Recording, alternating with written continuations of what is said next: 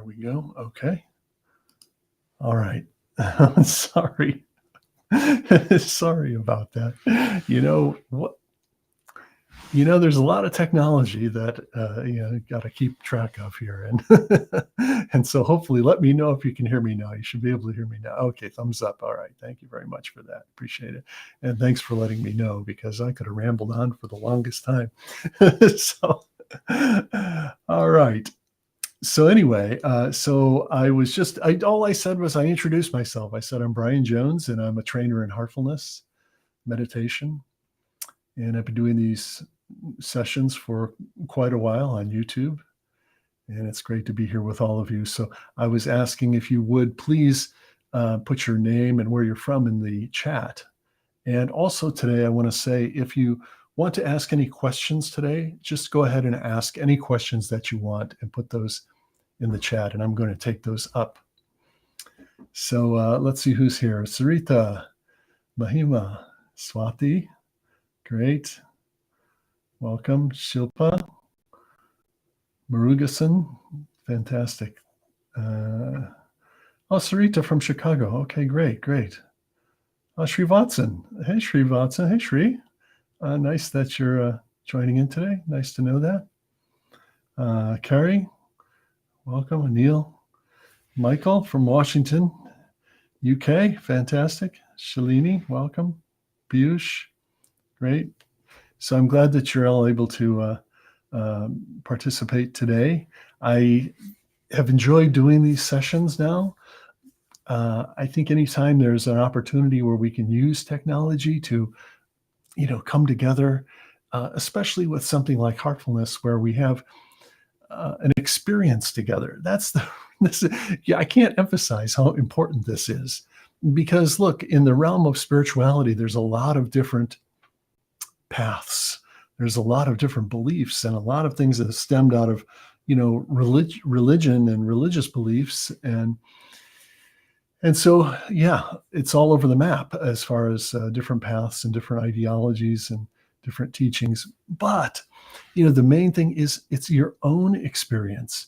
This is all about your own experience. And that's where heartfulness really shines. Heartfulness shines because we have a real, genuine, profound spiritual experience together.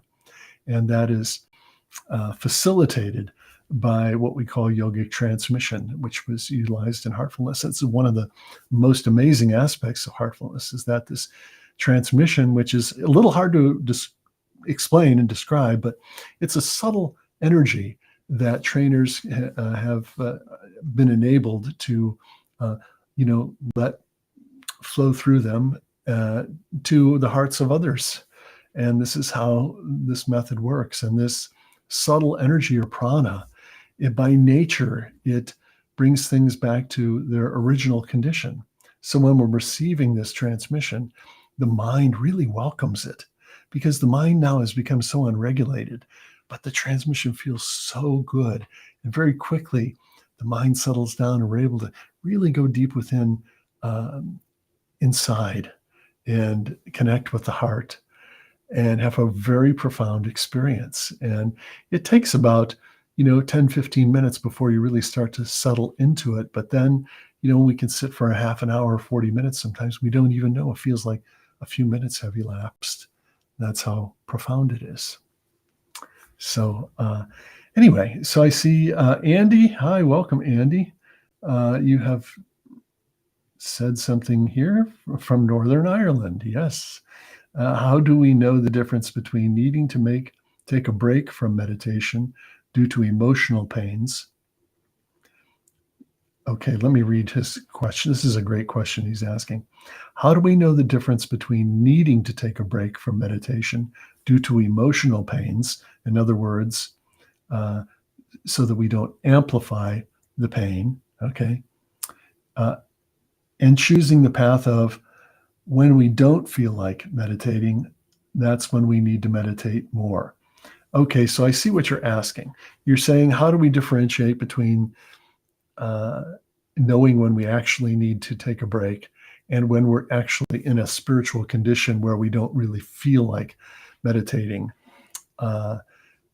which is when we should meditate more? Okay, this is a great question, Andy, and I appreciate it. And it's not an easy one to answer because, quite frankly, everyone is so unique and so individual. And what you're asking requires a lot of self observation. We need to understand about our own condition. And if there's emotional things that are going on, and if there are intense emotional things, and especially if there are intense emotional things that perhaps we're on some type of medication or something for, then we need to be aware of that. And I think when those feelings of sadness or depression become, really overwhelming, okay, and it becomes difficult to meditate because of that, then we know we should just take a break for a while, and without feeling any hesitation or any guilt or anything. I mean, because it's possible that by meditating we can sometimes amplify a condition, as I think you're pointing out here. We can amplify or magnify a certain feeling. So if we're in a highly depressed state, we should just take a break from meditation and get engaged with other things. Whether you have a work that you do or school, or whether you have a hobby or maybe taking up a hobby. It's really good to keep busy. That's one of the sure, I won't say cures, but one of the ways in which we can pull ourselves out of gloominess, sadness, or depression is by staying busy. Okay, because when we're left to our mind just thinking, those feelings will pull us into those negative thoughts again. And when we start mulling over these negative thoughts about, why I'm so sad, or this person did that to me, or this happened in my life, or, we start repeating those, when we start strengthening those thoughts again. And then we start, empowering those impressions or samskaras, and we just increase this negative situation. So stay busy. Now, the other thing that you mentioned, which is a good point, is that you say choosing the path of, you say when we don't feel like meditating, okay, that's when we meditate more. Okay, so Andy is describing that sometimes we reach stages in our evolution on the spiritual journey where we feel like nothing's going on. And suddenly we go to, oh, what's happened? Am I doing something wrong? Gee, I feel kind of abandoned. I feel kind of alone. So there's sometimes a feeling of loss. That's a spiritual condition. And when that comes, we should understand that we should just buckle down with our meditation and meditate more, and we'll move through that. But that particular type of condition it's cyclical. It comes around again and again and again and again. And so whenever you feel that you are interpreting as being stagnant, whenever you feel like you're not moving forward, keep going with your meditation. Go see your trainer, take an extra sitting, and you'll see that quickly will change, and you'll start to go deep into meditation again, and you'll start to experience changes in your condition. So great question. Thank you for that. Okay. Hello to Velo, Anita, Lakshmi. Anil asks, is it egoistic or arrogant to aspire to serve as a trainer of heartfulness, given there are constraints for physical service to our master, mission, and method? Okay, so I don't know what kind of constraints you're talking about, but is it egoistic? No. Volunteer.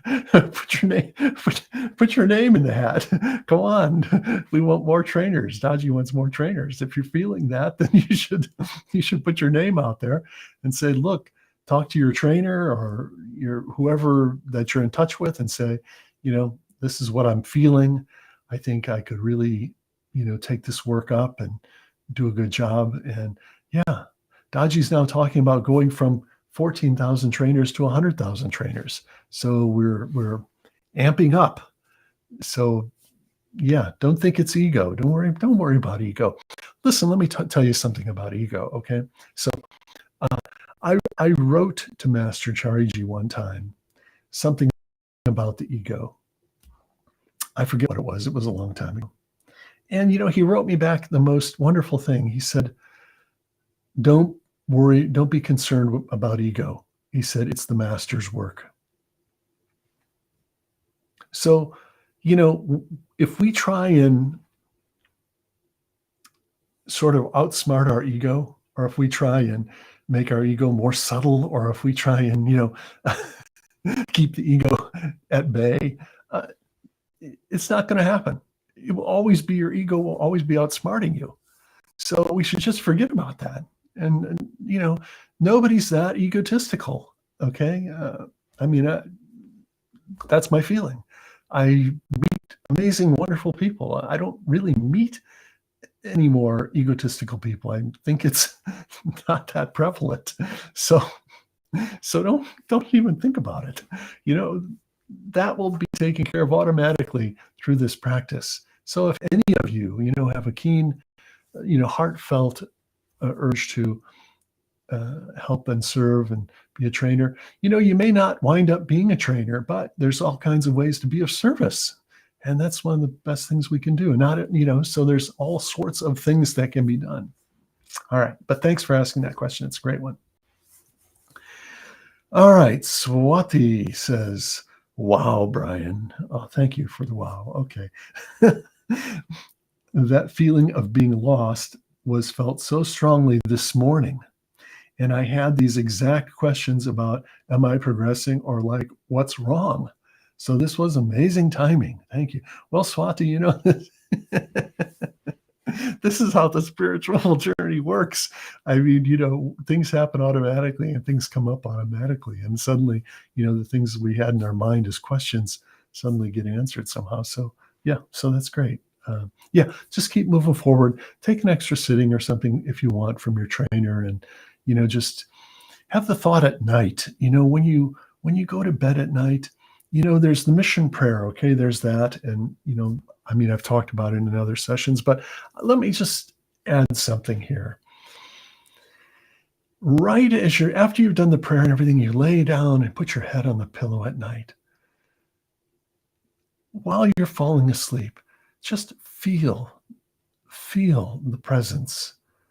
You can say it's Master's presence. You can say divine presence. You can say it's, feeling like the transmission. You just feel that in every cell of your body. Just allow yourself to just feel that and feel how wonderful that feels. This should be a joyful, happy process. Wow, I'm communing with my maker, with the divine one. Just rest on that. Rest on that. And just go to sleep. Really, it's just a marvelous way to, go off into the subconscious realm. Mahesh says, Dear Brian, I'm Mahesh from Quora. Wow, hi Mahesh from Quora. Oh, you said you are looking great. Well, thank you. That's very kind of you. Thank you for that. I appreciate that. My wife said to me this morning, why didn't you wear these turtlenecks more often? She says, you look good in a turtleneck. So I had put this on today because it's starting to get colder here. So, and someone else said, thanks for encouraging us all to put the ego aside. Yeah, of course. Just forget about the ego. Nobody's egotistical. Just brush it off and just don't ever think about it again. There, done. Smile, laugh, and be a little happier. Laughter is God's most important creation. Okay, it is. Laughter is something that I don't know. It's just such an amazing thing, and it takes the edge off of everything. We have got to learn to laugh at ourselves. Oh, wow, silly I was today thinking that, or how ridiculous I was, that I felt this way early this morning, and just laugh a little bit about it. They make everything a little more lighthearted, and the practice goes so much easier. I mean, look, Babaji said, how do we attract grace? How do we attract grace? And he said that, a feeling of happiness and contentment, that's the feeling that attracts grace towards us, you know? So why do we convince ourselves we get in these moods, these kind of poor me kind of things all the time? And it's why are we doing? We don't have to do that. We can just relax and have a little bit more fun in life. That's what I suggest. So everybody get right on that. Okay, dear Brian, share your thoughts on breathing becoming stiff during meditation and when that is happening. Mahesh, so, okay. I mean, some people are going to, maybe I shouldn't be saying this, but I always speak from my own experience. So, in all of the many decades on this spiritual journey, there was never any breathing techniques or anything. None. Never came up. Never heard of it. So, it's all totally brand new to me and something Daji is bringing back from yogic traditions. I'm sure he wouldn't be doing that if there wasn't some special benefits from it. But historically, for me personally, I always feel like nature has created us in such an amazing way that we're breathing naturally. We are already breathing. So do I really need to be thinking about my breathing? For me personally, I haven't taken it up. I've done a few of the yogic breathings. I've tried them. It just hasn't stuck for me. So I'm not an expert, so I don't know what to answer, just to be honest with you. Maybe some others might want to answer who maybe are doing pranayama or some of these breathing techniques. But you're saying that the breathing is becoming stiff during meditation. Here's what I'd say, Mahesh. If first thing that's coming to my heart and feeling when you are saying this is that when we meditate, it's not concentration. So my gut feeling is wondering if you're putting too much of effort in your meditation, if perchance you're, sitting there trying to be a little too intentional, trying to have too much concentration. Okay, that would cause the body to sort of stiffen up, and we would start to become more conscious of the body and more conscious of the breathing and all of those things. That's my gut feeling from what you're saying. So I would suggest, please do this practice of heartfulness with the utmost of lightness and subtlety. The utmost of lightness. Sit down and take time to relax your body first. Relax your body. Take some deep breaths, okay? And let your body relax. Start from your toes and work up through your legs and your torso, and feel your arms are relaxing. I do a few sessions a week for people from Quora, and in those sessions, I don't spend a whole lot of time relaxing because all of us have been doing the meditation for quite a while. But I start off by, we take one slow, deep breath in, we let that go, and we feel that the shoulders are letting go and dropping down and relaxing, because we hold a lot of tension in our shoulders. And then I say, now relax your arms and your hands, and feel your arms and hands just relaxed, and you feel the weight of them in your lap. Because I think when we relax our shoulders and our arms and palms, we're naturally in this meditative pose. And so that's one very simple and easy way to start your meditations. And then when you bring your awareness to the area of the heart, just feel your awareness is just gently drifting down, just settling on the heart, or just resting there. Resting on the heart in the same way we put our head on the pillow at night and rest our head on the pillow. It feels so good. We can't wait to do that. That's the same way we should approach our meditation. Let your awareness rest on the area of your heart. So nice. So, take that attitude, that approach when you're doing your meditation. Okay, and you're correcting me. You're saying that's naturally happening. Okay, I don't have an answer for you on that, but I'm going to be very confident and say this is going to pass for you, Mahesh. So I think within the next week or two of you doing your meditations, this is going to go away on its own. That's my feeling. Uh, Someone's asking how to attend my Quora sessions. Well, they're they're not open to Abhyasis. Uh, so if you are an Abhyasi currently, these sessions are only for newcomers. They're for newcomers from Quora. And uh, I did that intentionally because my focus in my work now with the with heartfulness is really mostly with newcomers. That's my area of interest and area of expertise there that I focus on. So also from a technical perspective, I'm using Zoom. So I have 100 people limit on my Zoom account. And if everybody knew that I was doing these sessions, I would have 100 Abhyasis and none of the new people would be able to even get on. So, these are some of the reasons. But this is why I'm doing this YouTube program on Mondays, so that I can, talk with all of you and we can cover some of these topics. So thank you. Okay, another question, and I know I am going to hit on the topic for today, which is how do we know if we're progressing? But I appreciate all the questions. This is fine. We can just flow with the moment. It's good. The experiences that we have during meditation, can those be our imagination?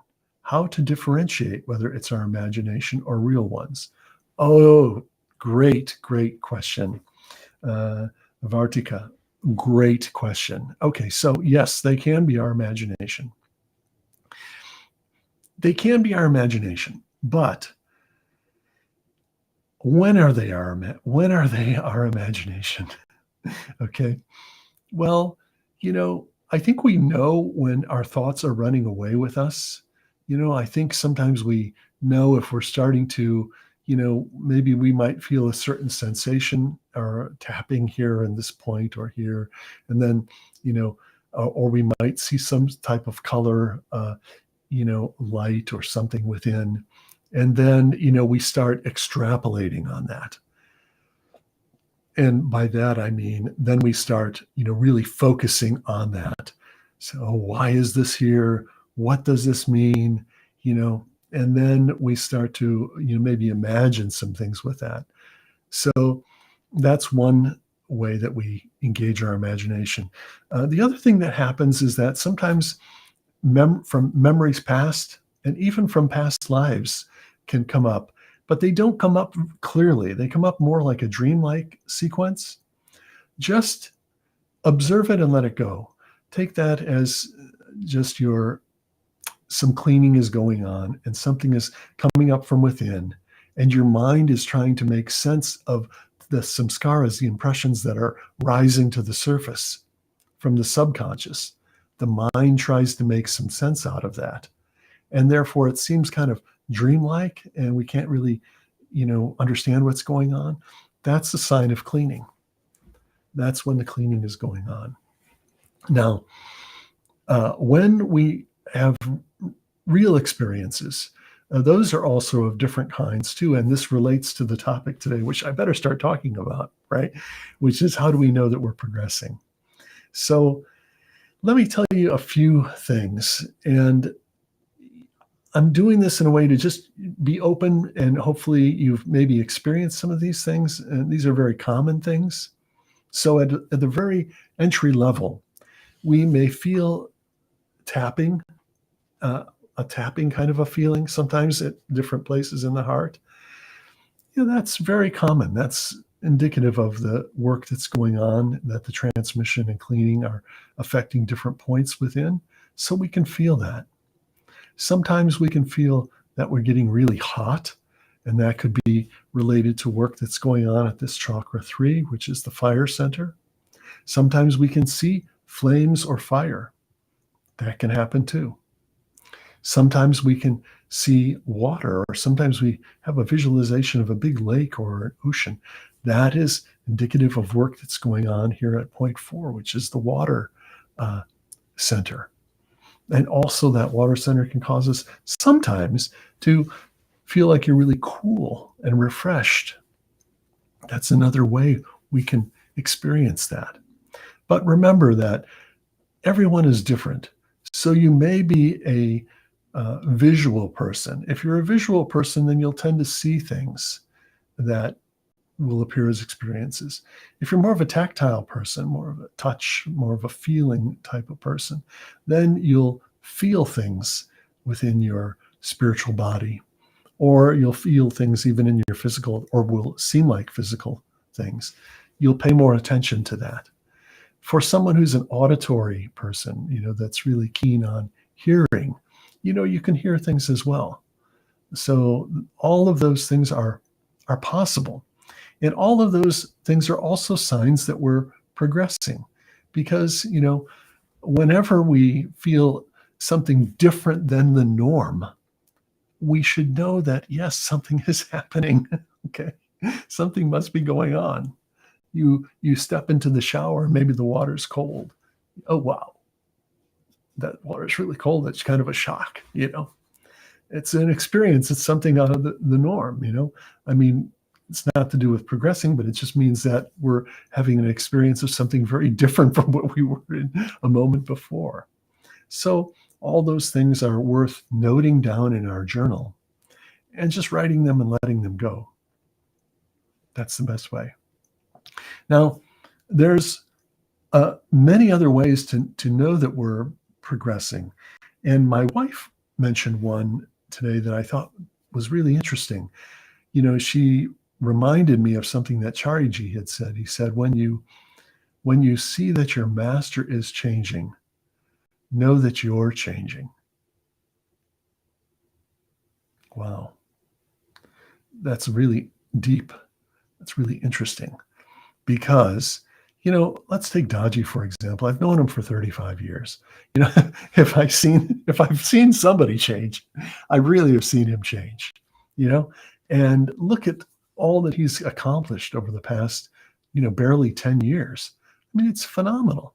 And look at how he's changed. His persona has greatly changed, immensely changed over the past 2-3 years. For me, I see significant change. He's become so soft, and so when we see that the master is changing, we have to know that we're changing, because the master is the change agent. He's the agent for change. So if we don't think or feel that, oh, the master's changing, then that could be a little bit of a trigger for us to say, oh, am I really observing the master? And by the master, I'm also talking about the inner master too. Am I really observing that closely? Am I having a keen interest, in my own spiritual progress? When Daji talks, am I really taking in what he's saying? Am I pondering it? Is it something that I'm getting something out of?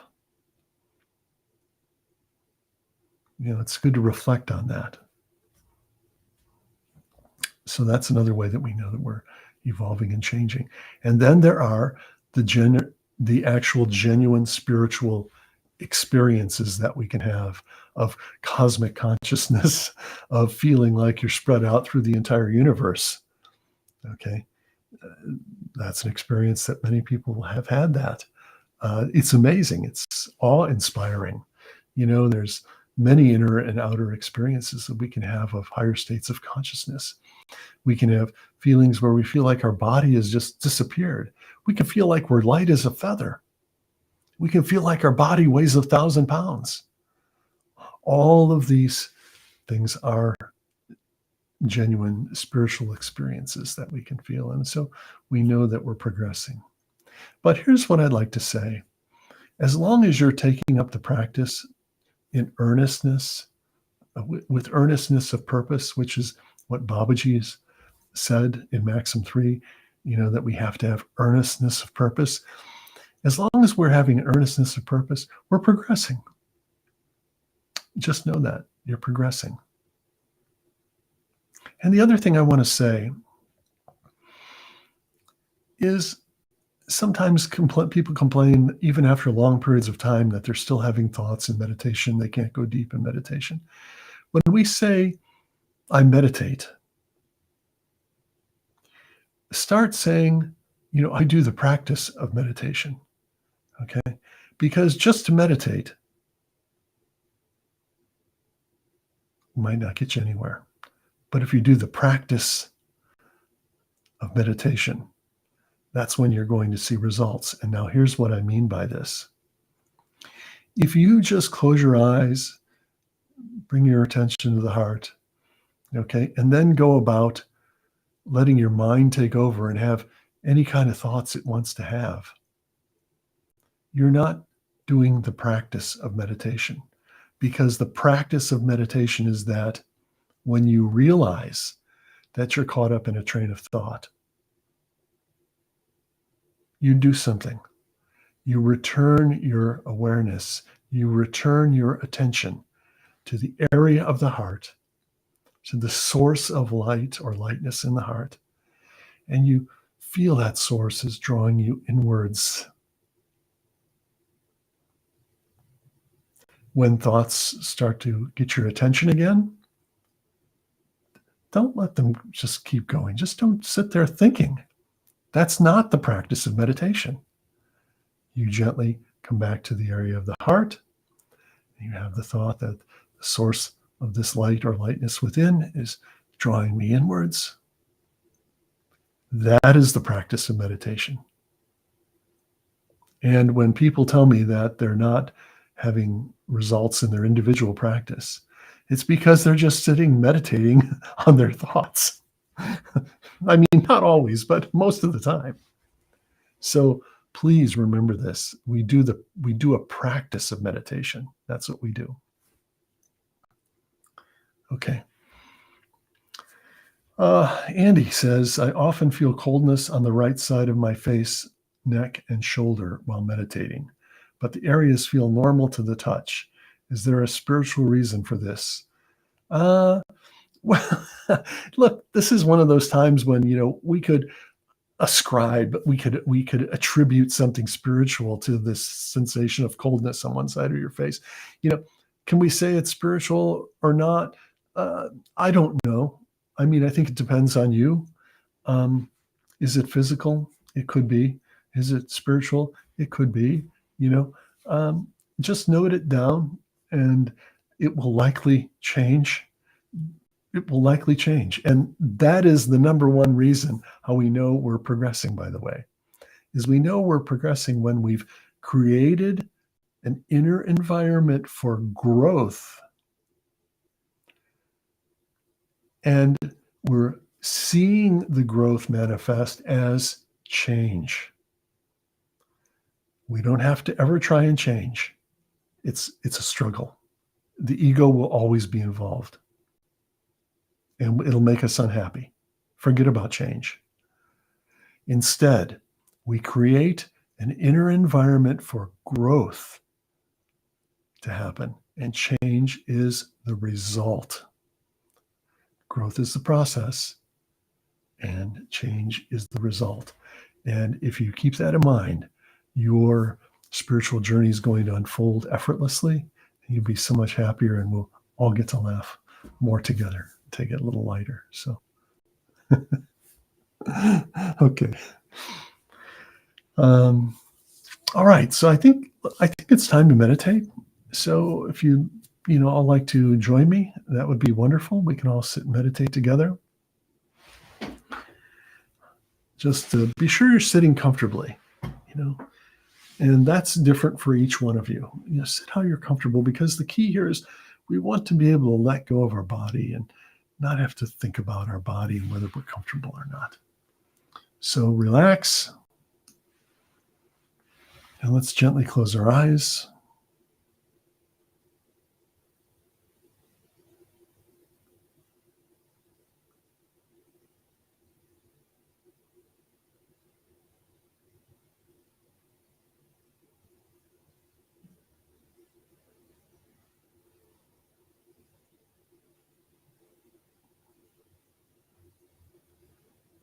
And let's take a slow, deep breath in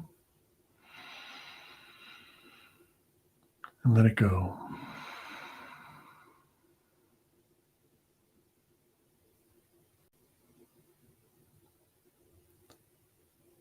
Let your shoulders relax and drop down.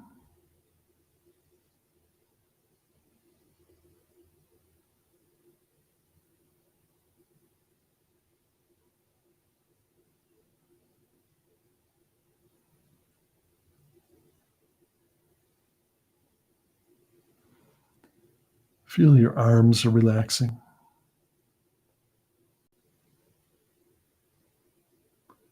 and your palms and fingers.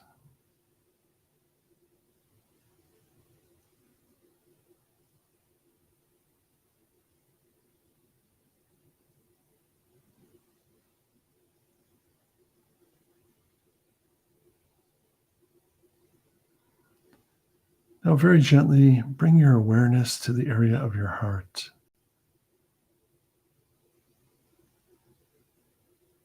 Rest on the heart.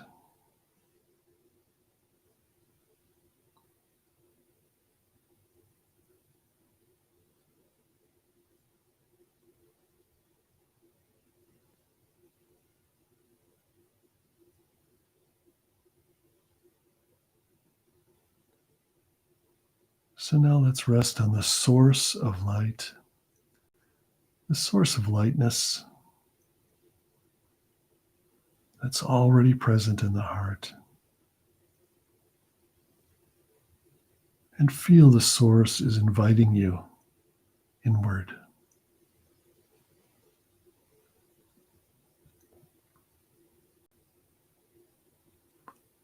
Let's stay with that thought.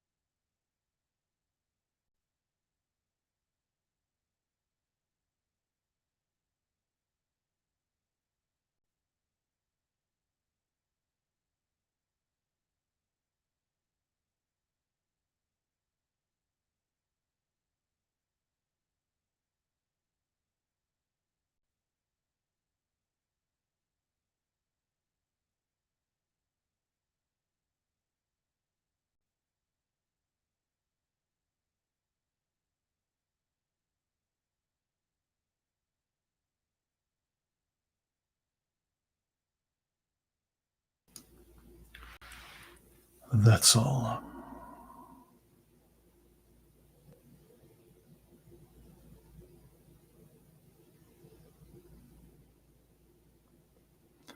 Take a moment now and observe how you're feeling.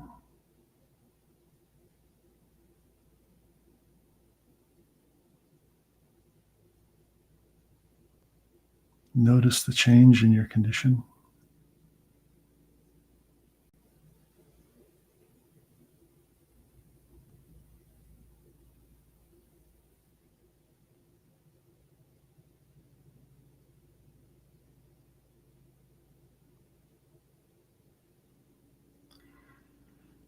And now let's have the thought that everyone in the world, our friends and family, the entire world is also enjoying this deep meditative state.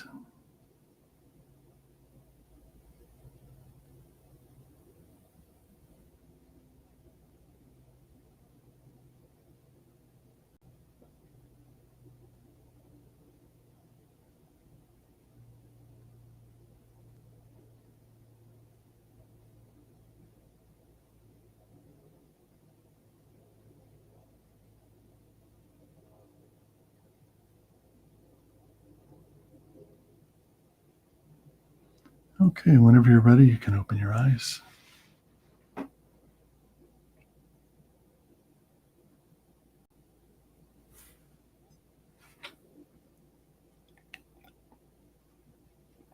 All right, everyone. So that brings us to the close of today's session. Remember to rest on this feeling, this condition that's created in the meditation, and bring that forward into your day and continue to rest on that. You'll see very soon that the heart can naturally rest on this feeling, and then the mind can go about doing what it needs to do, but you'll remain in remembrance. So that's another tip. So love to all, and I look forward to seeing you next week. And until that time, stay with the heart. All the best.